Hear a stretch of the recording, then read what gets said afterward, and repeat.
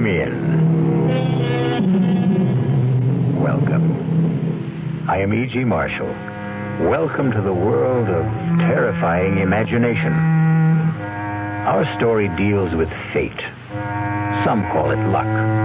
Whatever it is, it works in the strangest ways to reward us or defeat us. Fate walked into Charles Powell's life in the person of Clint Livitz.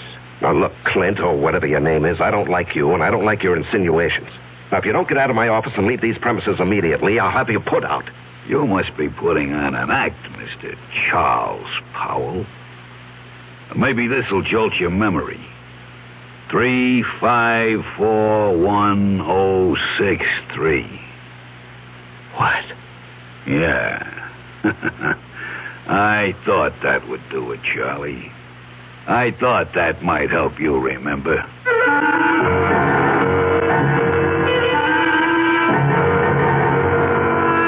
Our mystery drama, No Hiding Place, was written especially for the Mystery Theater by Sidney Sloan and stars Larry Haynes. It is sponsored in part by the Kellogg Company, makers of Kellogg's Special K cereal. I'll be back shortly with Act One. And now another tale of the ball and chain. At Kellogg's Special K Presents Overweight on an overnight train. Is the seat taken? Please, sit down. You have exceptional legs. But why is one of them attached to a ball and chain? This ball and chain? It's a symbol. Funny, I would have sworn it was a ball and chain. I mean symbolic. Because carrying around a few extra pounds can be just like lugging around this ball and chain. I see. May I suggest something? Try a bowl of Special K skim milk, orange juice, and coffee. It's the Special K breakfast. Will it make me lose weight? No. Oh. You must also exercise and eat smart at every meal. I see. Do you know the Special K breakfast is less than 240 calories, 99% fat-free, and delicious? No, but if you hum a few bars... And that's another tale of the ball and chain. Your happy ending could begin with the Kellogg's Special K breakfast. That's Kellogg's Special K. Good night. Well, it's all right to tell one lie, isn't it? You can't. Then how about lying just a little bit? Not a little bit. You mean you can never lie? Never. Well, why not? Because when you tell a lie, Yeah. it gets stuck inside your heart. You mean that just one lie will make your heart dark? Makes you sad, too. Oh. Then what should you do if you tell a lie?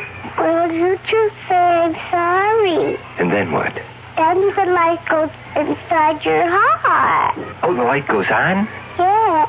Oh, a light doesn't really go on in your heart, does it? Yes, it does. Well, how do you know? Because the light in your heart will shine in your eyes. Oh. And then you'll be happy. I wonder why people tell lies. I wonder why, too. From the Franciscans, with love.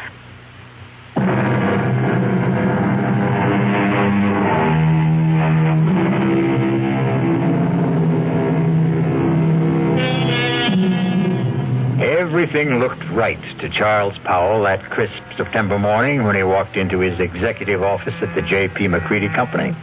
And why shouldn't it? Charlie Powell was a big shot there. At 37, executive vice president of one of the largest manufacturers of heavy construction equipment in the country. And he had done it all in less than 12 years. It was a real-life Horatio Alger story, even to his being engaged to J.P. McCready's daughter, Allison. How could anything go wrong? But it did, the moment he walked into his private office. Yes, Elsie. There's someone to see you. Appointment? No, sir, but he says that you'll see him. Mr. Powell, maybe I'd better come in and explain. Yes, all right, come in. Sorry if I sound strange, but really, Mr. Powell, that man is kind of frightening. Frightening? Well, he just sits there and grins at me. I told him he didn't see people without an appointment. He said, oh, he'll see me. Just tell him it's an old friend, Clint. You know anybody by that name? Clint? No, it doesn't ring a bell. All right, send him in. I'll get rid of him. Okay. Don't say I didn't warn you. Mr. Powell will see you. Nice of you to see me, Mr. Powell. Well, I try to see everybody, Mr. Just Clint.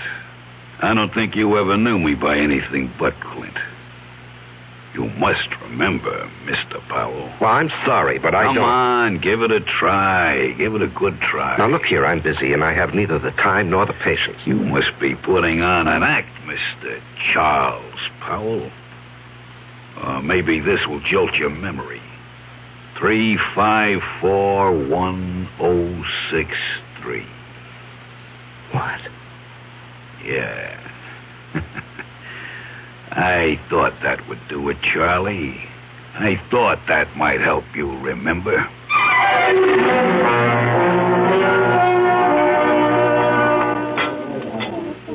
Charles? Oh, I'm sorry, Mr. McCready. I guess I was daydreaming. Something bothering you, young man? Oh, no. I hope not. Here I take you to the best French restaurant in town. You pick at your food, gaze into space, send your dinner away hardly touched. Oh, did I send all that good food back without eating it? You did? I particularly wanted to see you alone, Charles, because I have a little news for you. News? What kind of news, Mr. McCready? And that's another thing. You're so damned formal with me, Mr. McCready. Do you realize that in exactly 5 weeks you're going to be one of the family? Yes, of course I realize. How could I overlook it when Allison keeps reminding me regularly? Very well, then. Do you think it proper to call your father-in-law to be Mr. McCready? If you don't start calling me John... Okay. John, it'll be. I'm going to leak a little information to you. Yes? As you know, I've been thinking of stepping down from the presidency of the company. Yes, well, it has been rumored, but I wish you'd reconsider. Now, sincerely, the place wouldn't be the same without you. Oh, I'll still be there, Charlie. I'm not giving up my stock. The name of the company will still be J.P. McCready Company. The only difference will be that you will be sitting at my desk. Sitting at your desk? Well, I thought Hedges was slated to take over when you stepped down. No. Well, Tom was seriously considered, but he's a bit too old for the job. No, the company needs young blood. Well, I'm really bowled over. I've watched you grow. Come up on merit, ability. You're going to go far, my boy. Of course, the board will have to vote on your appointment, but... that, as the saying goes, is in the bag. Well, there's something you've omitted, John. You haven't asked me if I wanted the job. Is it necessary to ask? I remember another lunch with you several years ago.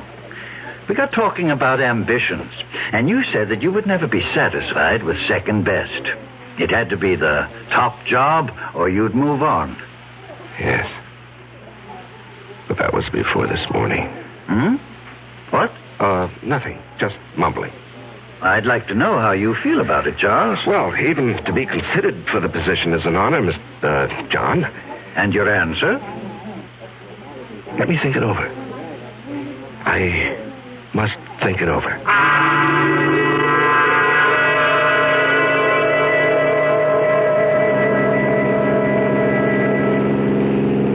Trying to collect your life insurance, Charles? What? The way you're driving. Are you out to get me, yourself, or both of us? Oh, I'm sorry, dear. I guess I didn't realize how fast I was going. This car has more power than it needs. More than I need. I'm sorry. At least it gave us a topic for conversation. What did? You're driving. Darling, I'm the girl you asked to marry you. Something is troubling you, something big. Allison, did your father tell you what he's planning? Dad never tells me anything. I have an idea he thinks of me as a bird brain. He wants me to take over the presidency of the company. That's marvelous. Couldn't have made a better choice. Well, you're prejudiced. But it's a nice kind of prejudice. I don't think I'll accept. What? But, darling, it's right for you. You've worked toward that goal. You're the right man for the job. Am I? What is this? Lack of confidence, buck fever? You're being ridiculous, darling. No, I'm being practical and sensible. My being president of the McCready Company would bring nothing but trouble. What are you saying? I'm even considering resigning my present job. Why? Allison... Tell me. Whatever it is, I'll never stop loving you. I'll tell you. When I get up enough courage. Please, darling, be patient with me. Just be patient. I love you, too.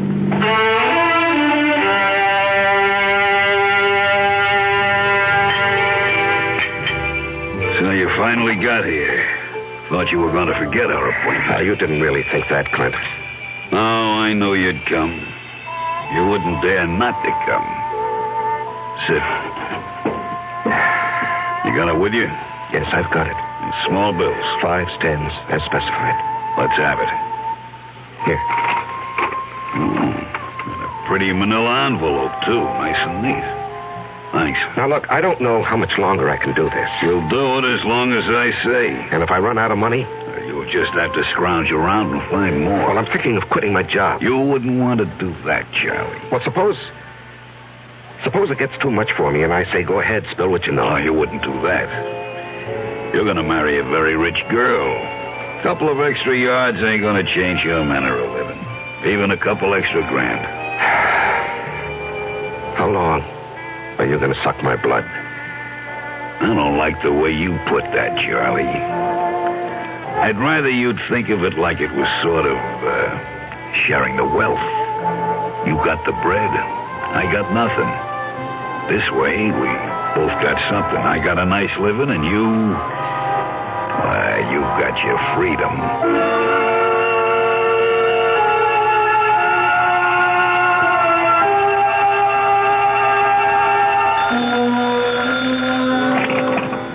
Hello? Charles? Oh, yes, Mr. yes, John. Sorry to bother you at this hour. You wanted to sleep, were you? At 10:15, no. The reason I'm calling... Yes. Is something bothering you, my boy? Well, I've had some things on my mind lately. I'm sorry it was so noticeable. Well, it occurred to me that a young man gets a bit absent-minded as the day of his wedding approaches. Perhaps a bit frightened. No, it isn't that, J.P. Oh, excuse me, John. Someone's at my door. Hold on. Just a moment. Forgive me for coming here. I've got your father on the phone. Come in, darling. Hello, John. It was just the porter with a package. What were you saying? Oh, nothing really. I'm just concerned. Whatever's troubling you can be taken care of. I'm backing you all the way. Well, I appreciate your feelings, J.P., but there really is no cause for concern. I'll snap out of this in a day or so. Good. It's reassuring to hear you say that. Now, forgive me for disturbing you. No, I wasn't disturbed. Thanks for calling. Good night. Good night, J.P. Even Dad notices that something is wrong. Yeah. I haven't seen you in 3 days. You trying to tell me something? All I want to tell you is that I love you very much. From a distance. I called you at your office twice this afternoon. Allison, I can't keep this from you. I thought I could, but every day, every hour, it grows bigger. Until now, it feels as though it's going to engulf me. And you, our life, everything that has meaning for me. Darling. No, hear me out. And then if you want to go out that door quietly, I won't say anything more, and you can forget that you've ever known me. Loved you? Are you trying to say you don't want to marry me? That you stop loving me? Darling, it's because I love you that I'm going to tell you. I considered keeping the whole matter from you, writing out the trouble and probably overcoming it. Darling, how little you know me. No matter what the trouble is, I want to be with you. If you want me. Allison, I'm a fraud. What? I'm not Charles Powell. It's a name I assumed to hide my real identity. Want me to go on? Yes, darling. Go on. At the age of 22, I was charged and convicted of murder and sent to San Quentin for life. I was innocent. Evidence, circumstantial evidence. Court-appointed attorney who didn't know what to do or didn't care. A weak effort to appeal, which was refused, and there I was, at 22, in prison for life. Chance of a parole only after serving 20 years. I'd be old, all my young life confined in prison. So, when I had a chance to get out... You escaped. And ran for 2 years. Do you know what it means to be hunted? You can't get a job. You have no place to live. You can't ever sleep for fear someone will see you and turn you in. Oh, darling. I was ready to give myself up when I suddenly discovered that it wasn't necessary to run any longer. I picked up a 2-week-old newspaper and read a report of my death. What? Yes, a man had been burned to death in a flophouse fire. The only thing he had on him was something that I had kept, my only possession, a locket belonging to my mother. It had a picture of her taken when she married my father. And it had been stolen from me as I lay asleep in a freight car. I guess the thief thought it was gold. It was just cheap gold plate. And the man was identified as you? My mother and father's names were inscribed on the back. The man was so badly burned that the locket was the only thing that could possibly identify him. And after 2 years of hunting, the authorities were glad to close the file on Robert Hagen. Robert Hagen? Sounds so strange. The name doesn't fit you. Well, it sounds strange to me, too, now. Darling, I'm innocent. I never did it. It was all a mistake. I don't doubt that for an instant, dearest. I only wish you'd never told me. I had to tell you. You see, someone knows who I am. He's blackmailing me.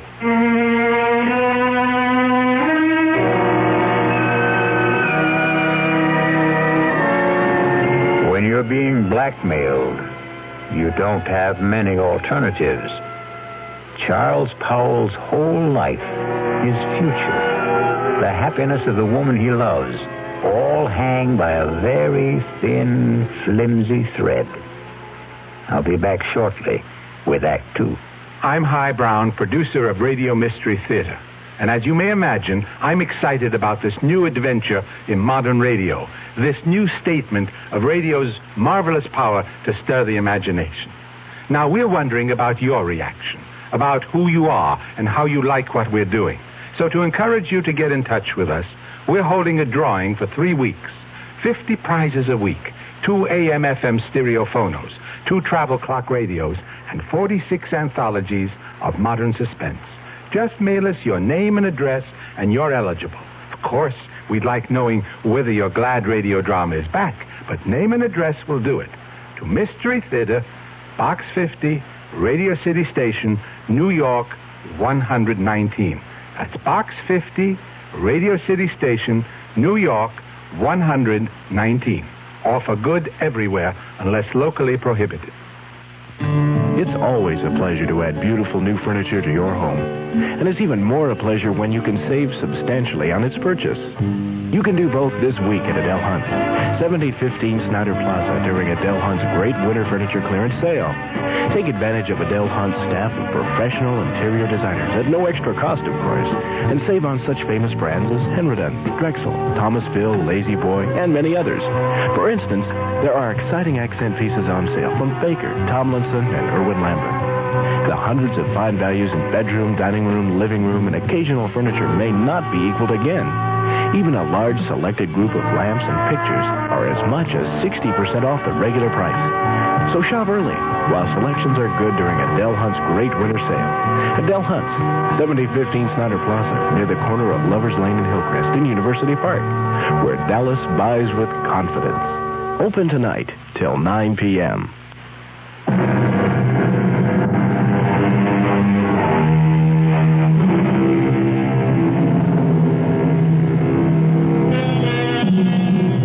When Charles Powell chose to give in to his blackmailer, he didn't envision the trouble that was building up for him. Just keep paying and I'll keep my mouth shut, his blackmailer assured him. But then something happened that threatened to destroy Charles' fragile security. Yes, Elsie? Mr. Hamill is here to see you. George Hamill? Well, we're not playing tennis until tomorrow. I know that, Charlie. I've got something else to talk about. Business. Business? Yours or mine? Mine, but it concerns you. Okay, come in, George. Sorry to barge in on you. I know you're busy. Well, I'm never too busy to see George Hamill, rising young district attorney and next governor of the state. Your humor creaks, Charlie. Seriously, I've got something that sort of disturbs me. Oh? What does? Last night in a bar over on the west side, a man was bashed over the head with a bottle. He's in serious condition. Well, what has that got to do with me? Well, the man who did the bashing, an ex-con by the name of Clinton Livitz. Yes? He's asking for you. Says you'll go as bail. Now, what I want to know is, how does a guy like you get mixed up with a Joe like that? Now, George, what did you think? That he and I were buddies or something? I didn't know what to think. Well, I do know the man. He applied for a job with the company a week or so ago. The foreman who interviewed him discovered he was an ex-con, and he refused to hire him. It was brought to my attention when one of the societies that helps ex-cons called me. So you got him a job in the plant? No, I couldn't. I mean, I wouldn't go over the head of the foreman, but I did see him, and I handed him a couple of dollars. A couple of dollars? You know how much money he had on him when we brought him in? $276. Oh, well, maybe he got lucky at the races with the money I gave him. How much was it? Oh, gee, I don't remember. 15, 20. I just took it out of my pocket and handed it to him. It was a way of easing my conscience. I felt bad about the way our foreman had treated him. Well, take my word for it. This Clint Livitz is a bad customer. Stay away from him. What will become of him? Well, he'll go back to the pen where he belongs. And what's the bail set at? $5,000. And you're not seriously considering putting it up, are you? No, I was just asking. Because if you are, that's the last you'll see of your money. And for that matter, Mr. Livitz, he'll jump bail. Please, George, I'm a big boy now, and I think I can make my own decisions. Well, who would have thought it? Charles Powell Bleeding Heart. Now, look, we've been friends for over 5 years. When you were running for DA, I backed you with substantial contributions. I like you. You're my friend. Now, let's not kick that all out because of some stupid disagreement. No. Let's not kick it out. I'm sorry, Charlie. But I just can't understand what your connection with that ex-con is.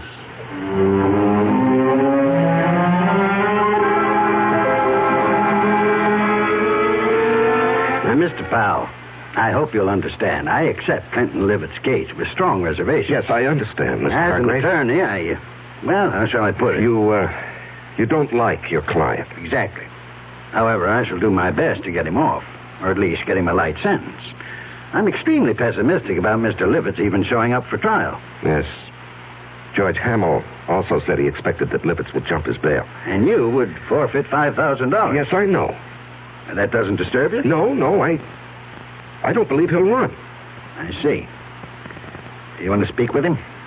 He's been released. He's waiting in the other office. Not particularly. He says he wants to see you. Oh. Well, in that case, yes, I'll see him. Send Mr. Livitz in. I'll leave you alone. If you need me, I'll be in the other office. Now, come in, Mr. Livitz. Mr. Powell will speak to you. Thanks. I'll be back when you call. Just flip the switch on the intercom. Yes, I will. You sure know how to complicate things, Clint. Story of my life. Do you realize you could go up for 1 to 5 years for what you've done? No, it couldn't happen. What do you mean it couldn't happen? Because you wouldn't let it happen, Charlie. Look, even with the best lawyer defending you, he can't guarantee he'll win the case. You won't let me go to prison, Charlie. I'm doing my best for you, but... No buts. I'm not going back to the pen. Okay, you're not going back. Now, just suppose, during the trial, if things look bad... Yeah? We get you out of town and let you run for it. Forfeit your bail. Oh, you'd like that, wouldn't you?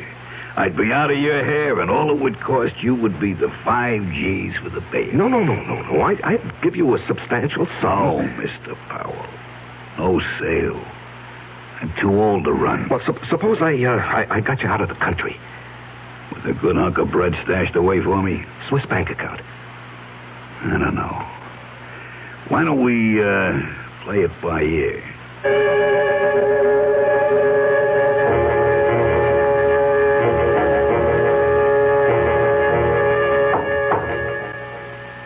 Come in. You wanted to see me, J.P.? Yes. Can you spare a minute? Yeah, sure. I've heard it on the grapevine that you were... How shall I put it? That you were aiding some ex-convict in trouble with the police. That true? Yes, it's true, John, and I think I know what kind of grapes grow on that grapevine. All right. Now, George Hamill. Oh, that damn busybody. Why can't he stick to his job and... Now, George is a friend. He tells me that the man you're protecting is a rather reprehensible character. Will you let me explain? It's just a matter of policy, my helping this man.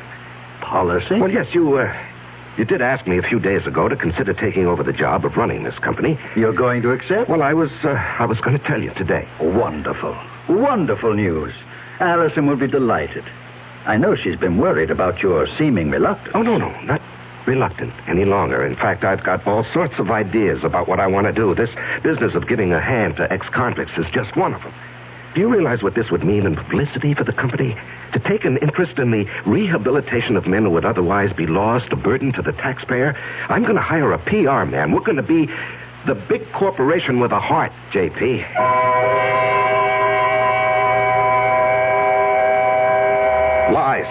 Lies, and more lies.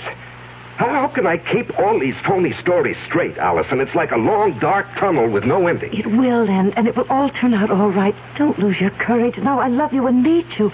We'll worry this out together. You know what I've considered? What? Going to the authorities and saying, look, I'm Robert Hagen, the man you think died 13 years ago. No, darling, they'd throw you back into prison. Well, I'd hire the best lawyer. No, don't. Please don't take such a chance. What would I do without you?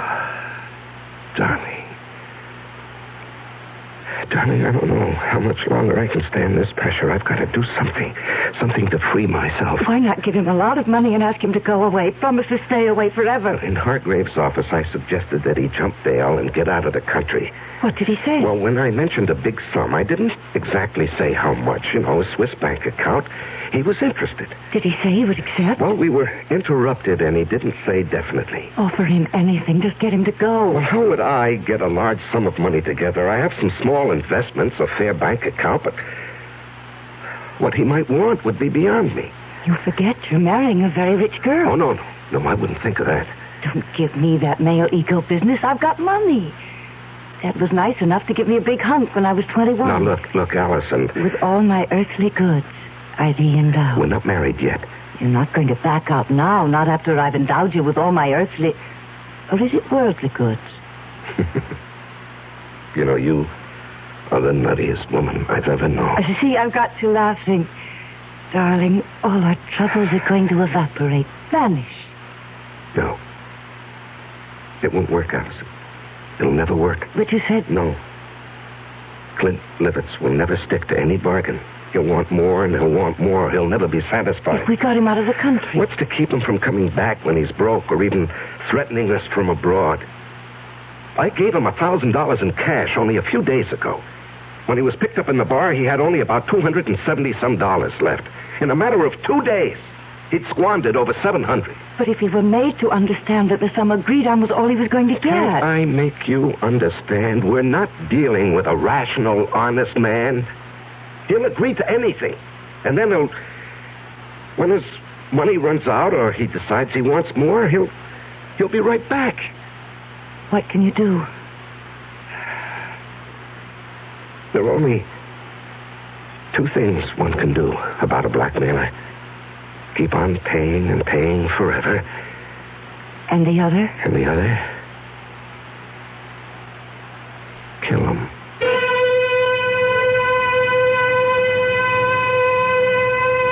Just 2 ways to deal with a blackmailer. Charles now must face his conscience.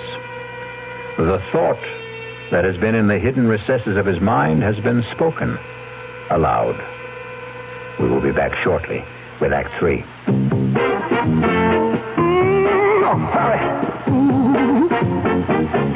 When you say butter, you said a lot of things nobody else can say, yeah.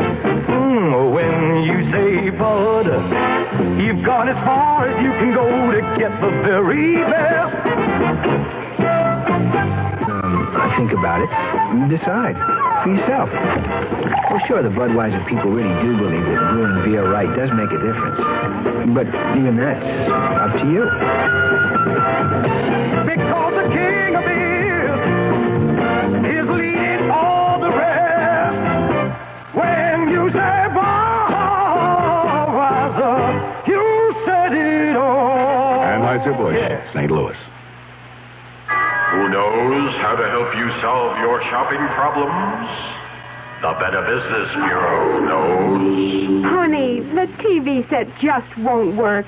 Who do I take it to? The lady down the street took hers into a place that charged her more than her set was worth. Gosh, I don't know. I'll tell you what to do, folks. Who are you? I'm the man from your Better Business Bureau. Now, before you take your set in for repairs, shop around and check into a firm's reputation. You know, that's even more important than the price. Friends and neighbors can help, or you can ask for a few names of previous customers to find out if they were satisfied. And since the amount you pay will vary from one place to another, it's up to you to find out in advance what a service will cost if you have it fixed at home. Just another consumer tip from your Better Business Bureau.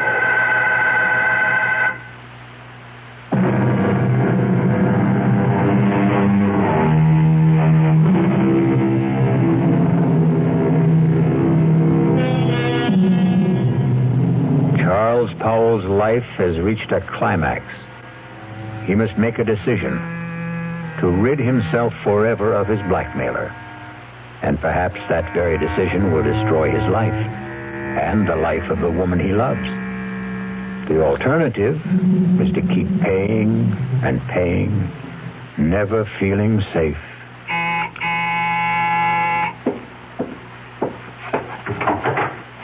Oh, Allison, I was, You were expecting him, weren't you? Yes. I gathered as much when I called you at the office this afternoon. Aren't you going to ask me in? Yeah, come in. You were so evasive. Well, he, wanted to see me this evening. He, wants more money. And you're going to give it to him? Well, I haven't many choices, have I? You mentioned one. No, Allison, I'm sorry I let that slip out. I didn't mean it. I couldn't go through with that if I wanted to. I could. What? Honey, you don't know what you're saying. I know very well what I'm saying. How long do you think you can keep this business hidden? Well, I don't know. Maybe forever. Look, he's not a young man. All those years in prison, the kind of life he's led. How many years do you think he has left? He could die tomorrow. He could do something tomorrow that would expose the whole game, and then where would we be? No, Charles, I love you. I want us to marry and live a good, peaceful life. How can we with all that hanging over us? Oh, Allison, darling, you don't really know what you're suggesting. Look, maybe if we could get him to leave the country. You said there were only two ways to deal with a blackmailer. To keep paying? No, to murder him is unthinkable. George Hamill asked me to stop by at his office this afternoon. Why? He's not stupid. The story you gave my father about helping ex-convicts as a public relations stunt didn't wash with him. He wanted to know what I know. Well, he was just fishing. The best way would be to make it look like an accident. Allison, we... Hear me out. A car accident. How? If I cracked up with Clint in the car, I might be the one who gets it. And what guarantee do we have that he would die? No, you can't be in the same car. If he were in another car and you were following him, and if you raced ahead of him and cut him off and forced him to crash off the road... Oh, if. It's too iffy. It's so impossible. It's so dreamlike. It was a dream. Last night I dreamt you were in a car with me. We saw Clint up ahead of us. I said, there's Clint ahead of us. Cut him off and make him crash. Faster. We've nearly caught him. Now run alongside him. Push him over. Cut in front of him. Then I woke up. I was calling out. I was afraid someone had hurt me. Oh, my darling. It was all so real. Oh, that's Clint now. Honey, you go out the back door. I'll phone you later. I'm going to stay and meet him. No. I'm staying. I've got something to say to him. He won't like your being here. Well, it sure took long enough. What's the idea, Powell? This is my fiancée, Allison McCready. What's she doing here? Will you come in and stop being childish? I ain't saying a thing. You got nothing on me. And remember, Mr. Powell, you got a lot more to lose than I have. You're not going to lose anything, Mr. Livitz. You're going to gain by my being here. Yeah? Mr. Powell has told me his story, and I agree that it must not get out. Go on. I've a lot more money than... Let me put it this way. Charles and I are going to be married. We want you to leave the country. I bet you do. Now, look, Clint, you'll do better by accepting our proposition. We intend to hand you $50,000. And an airplane ticket. One way. And never come back. And never come back. Well, I always wanted to travel, but... What? 50 G's, just chicken feed. Well, that's all there is. Not enough. I'm thinking around $250,000. Out of the question. I'm not going to bargain with you. I can raise $100,000. No, Allison. It's worth it, Charles, if we can depend on Clint to wipe the whole matter out of his memory and just go away. Oh, you can depend on me. I'll keep my bargain. Then it's a deal? A deal. Good. It'll take about 10 days to raise the money. I ain't in a hurry. You are. And, speaking of money, that was the reason I came tonight, Charlie. Yeah, here. That's $500. What? Instead of G like the last. That's all I could raise in a hurry. When that runs out, I'll have more. You went through that first 1,000 awfully fast. Well, I got rolled in that bar where I had the trouble. Oh, that reminds me. Your trial comes up in less than 3 weeks. Yeah. Lawyer called me at my hotel. To see if I was still around, I guess. Our plan is for you to jump your bail. I'll forfeit the $5,000 I put up for it. And get you out of the country. With a keister full of green. Hey, wait. I ain't got a passport. Oh, that can be arranged, Clint. Just leave that to me. Okay, friends. You got yourself a deal.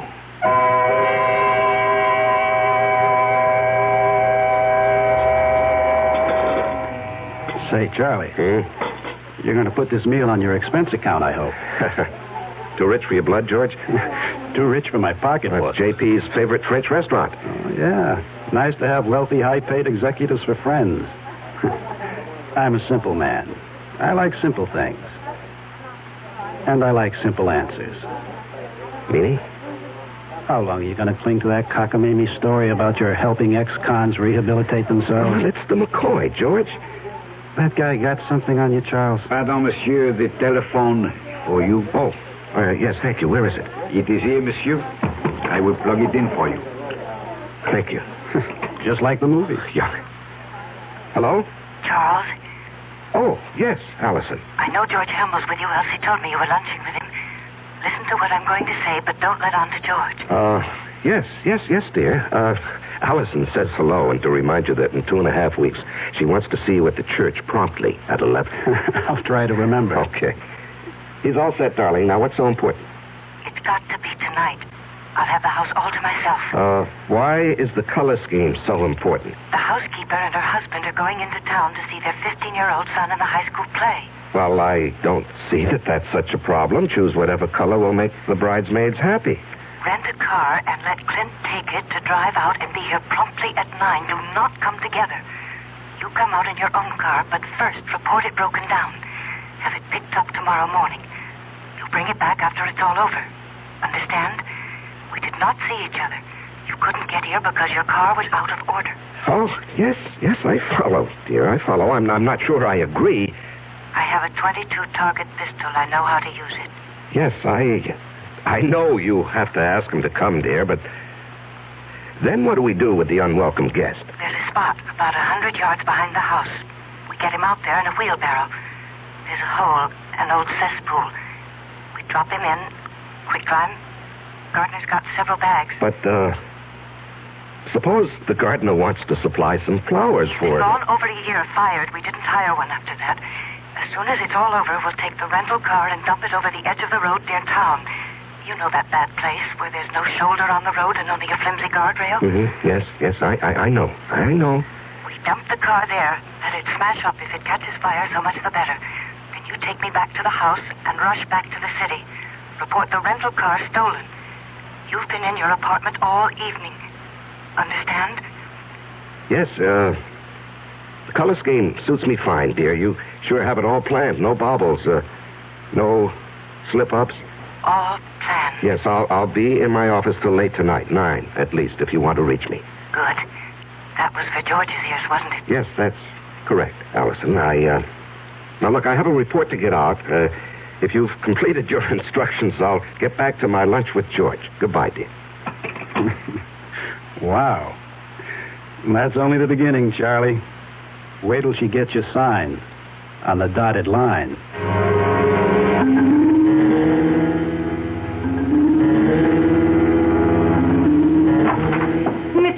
Mr. Powell, something terrible's happened. What is it, Elsie? There's been a terrible accident on the late shift. Man's caught in a machine. The big press, they said. Oh, good Lord. Has the hospital been called? I don't know. Well, call them on your phone. I've got to use this one. Yes, sir. I'll call. And then call down to the plant and tell them I'm coming down. If it's what I think it is, the machine will have to be partially dismantled. Yes, sir. Hello? Allison, listen, there's a change of plans.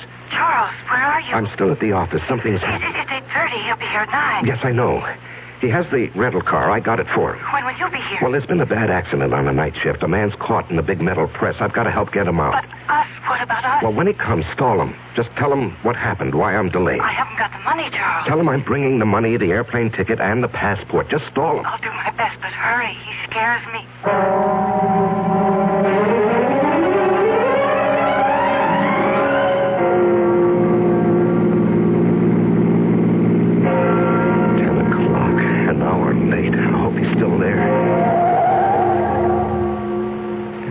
Are on. I'm not too late. He's still here. He's still here. Allison! Allison! Open up! Clint! Clint, don't leave! Clint, wait! Will you wait? I'm here! Clint! Clint! I gotta stop him. I gotta catch him.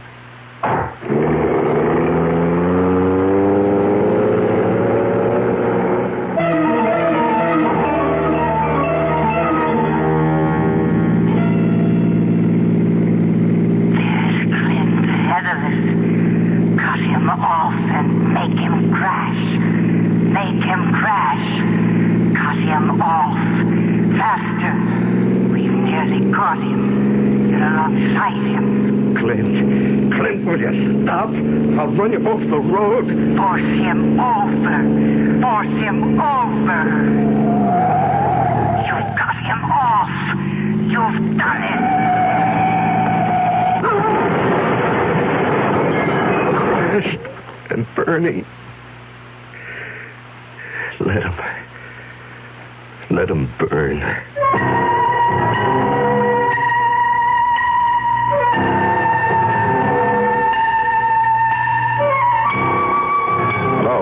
Is this, Arrow Car Rental Service? Well, I rented a car from you people this morning. No. No, there's nothing wrong with the car. I just want to report it stolen.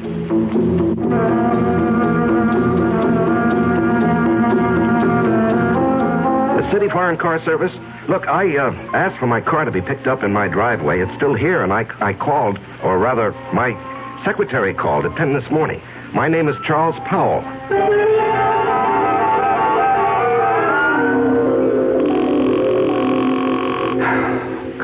Come on. I'll just answer the phone. Oh. Yeah, just a moment.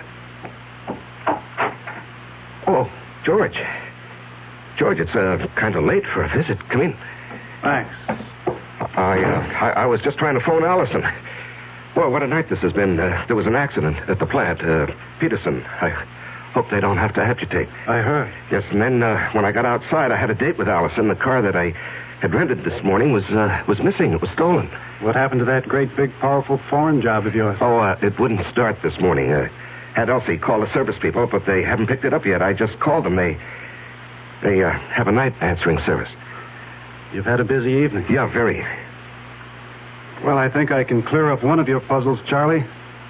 Your rental car was found with a thief in it. You, caught him? Dead. Burned to a cinder. Oh.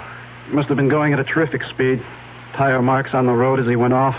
Cracked up and burned. Yeah. Some kid? No. This may surprise you. It's your protege, Clint Livitz. We found enough of him to identify him. And a slightly burnt, but still usable bankroll of sizable proportions. Well, that closes his case, doesn't it? And opens up several others. Incidentally, where were you all evening? Home. After I got back from the plant. You didn't go out? Well, I told you my rental car got stolen. I came home by cab to change my clothes. The big car is out of commission. I won't play games with you, Charlie. I checked it in the driveway just before I came up. The engine is still quite warm. You want to explain that? No, I don't want to explain. Charlie, I'm arresting you for murder. I must warn you that what... George, what are you talking about? Are you accusing me of Clint Livitz's death? No, that was obviously an accident. I'm holding you for the murder of Allison McCready, the girl you were going to marry.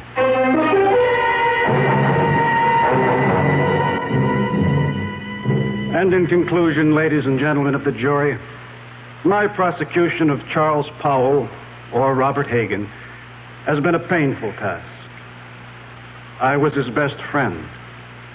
It was difficult to believe that he would kill the woman he loved, but the evidence is conclusive. Charles killed his lovely fiancée because she discovered his real identity, an escaped convict, a killer sentenced to life for another murder. The testimony of the housekeeper, Mrs. Francis, cannot be doubted. She did not leave the house as he thought. She saw him run from the house, jump into his car, and race away. And then she discovered the body of Allison McCready shot through the head.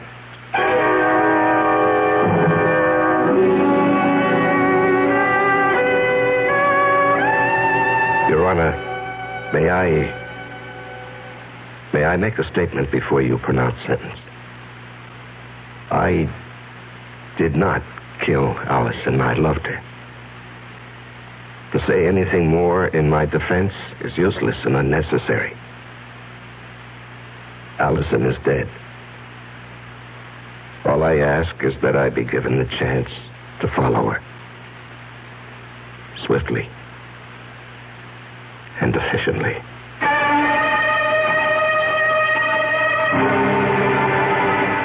And so a man is twice accused of murder and twice sentenced for the crime. A weary man who asks only to be allowed to follow the woman he loved. I'll be back shortly. Take the time to listen. Take the time to care. If I know you understand me, then my mind is yours to share. Listen with your heart. Listen with your mind.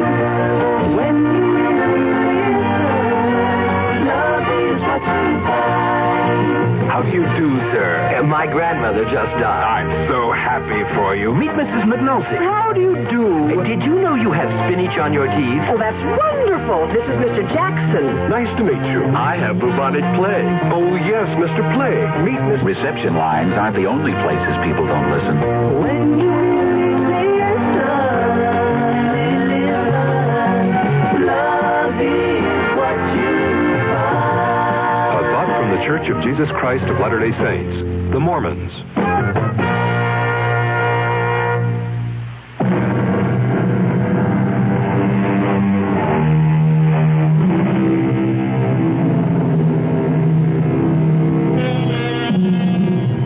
And there we have it. Charles Powell's joust with fate. What difference did it make that he knew that Clint had murdered Allison? They didn't believe him, and he was too weary to try to make them believe. Our cast included Larry Haynes, Ann Meacham, Jackson Beck, Sidney Walker, and Tom Keener. The entire production was under the direction of Hyman Brown. Now, a preview of our next tale. I don't understand it. Tub's bone dry, ma'am. Hasn't been used. No, not tonight, anyway. His clothes. Howard's clothes. He'd empty his suitcases and put his clothes in the closet. Here's his suitcases, too. Just ladies' clothes. Yours, ma'am? Yes. Hey, look, this dream you had. It was no dream. Okay, so maybe you imagined... I didn't imagine anything. Do you imagine a husband? Do you imagine a month-long honeymoon? Do you imagine a man in a chair with a knife in his chest? Radio Mystery Theater was sponsored in part by Anheuser-Busch Incorporated, brewers of Budweiser. This is E.G. Marshall inviting you to return to our Mystery Theater for another adventure in the macabre. Until next time,